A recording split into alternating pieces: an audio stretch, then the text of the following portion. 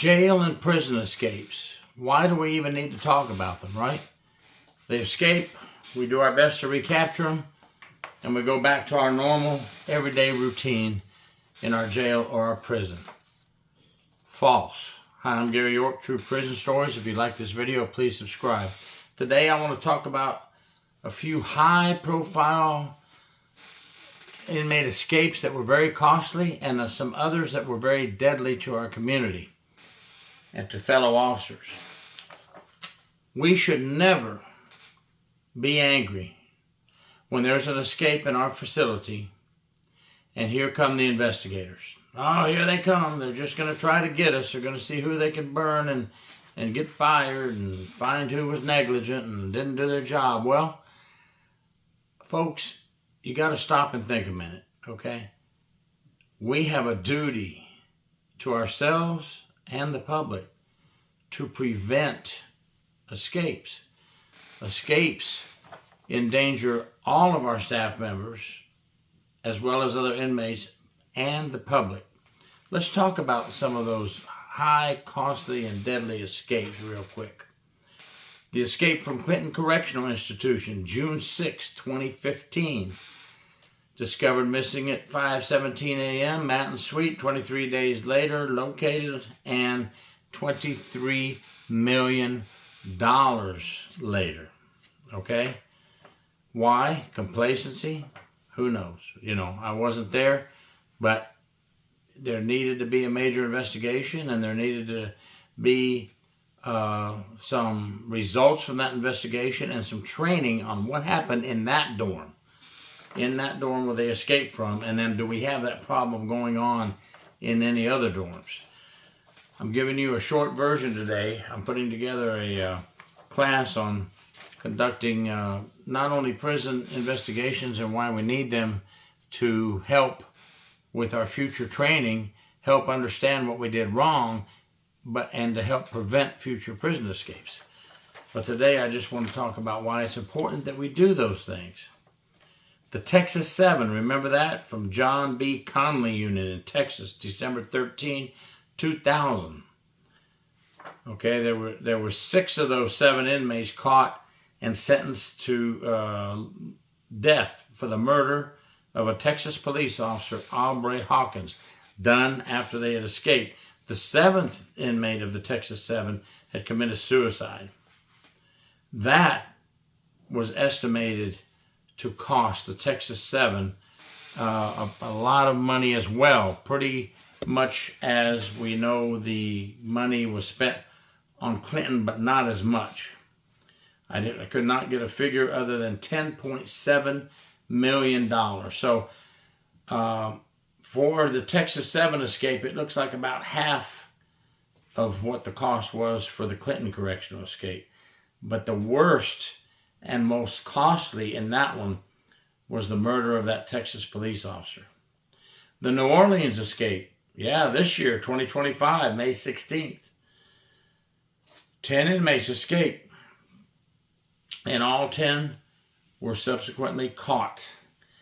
$20 million, they estimate the city. It cost the city to recapture these folks. And that's not including all the other outside agencies, what it cost them to come in and assist with the New Orleans escape. We do have to give an honorable mention to Alcatraz. Yes, that's right. June 11, 1962. There is no recorded documentation of the exact cost of that escape to the agency and to the public taxpayers. But they said on a comparison of 1962 to today, it was probably very similar to the New Orleans escape or the Texas 7 escape. 10-20 million compared to the money back in 1962. How many remember Gonzalo Lopez escaped from Texas transport bus in 2022 and murdered a family of 5? Forget the money. The family of 5 was murdered. You can't put a price tag on that. We must be diligent in our efforts to train and understand how to prevent escapes in our jail and prison. If we ignore that, I just want to put this out there, if we ignore that, I feel your jail or prison administration has failed. Oh, there's so many things we have to train for, right? We just don't have time for it. But I'll tell you what, you need to do cross-training with your outside agencies who will help you on escapes. You need to get feedback from your front line. For example, Hendry Correctional Institution, Florida, 1998, 99, somewhere in there. Officers kept telling them there's a weak spot. There's a weak spot on the fence line. We need more concertina wire there, more razor wire. The warden did ask for it. No fault of his. The money isn't there right now. We don't have it right now. What happened? An escape right over the control room. As a matter of fact, I don't remember the name of the escape, but it made one of those television shows, True Escapes or something like that. But that could have all been prevented. Frontline did their job reporting deficiencies on the perimeter line. The warden did his job by ordering the razor wire. But way up top, they didn't send the money. They didn't send the wire.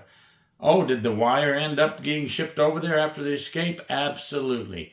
Just an example of, in my opinion, not listening to the front line. Not listening to the warden's request. Everything will be okay. You know, complacency doesn't have to be, we always talk about complacency, correctional officer complacency. Folks, complacency can go right on up the ladder. And it did in that case. We are what we are.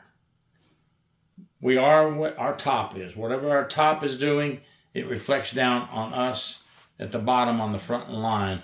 A good warden friend of mine always said that. And he said it again the other day on Lincoln. We are as good as our top management. So I don't want to always talk about complacency on the front line. It goes all the way to the top in some cases, folks. We must prepare and train. And I'm going to do a very specific outline with detailed information using the New Orleans escape as my example, from beginning, before the escape, to what happened, all the way up to the escape, to the investigation after the escape, and how that is going to be beneficial for many agencies to study and learn from and fix things, folks. Please prevent the escapes before they happen. Listen to your front line from top to bottom. Let's get the job done. Just a quick reminder on how important it is, in my opinion. I wanted to throw that out there today. Thank you. Please subscribe.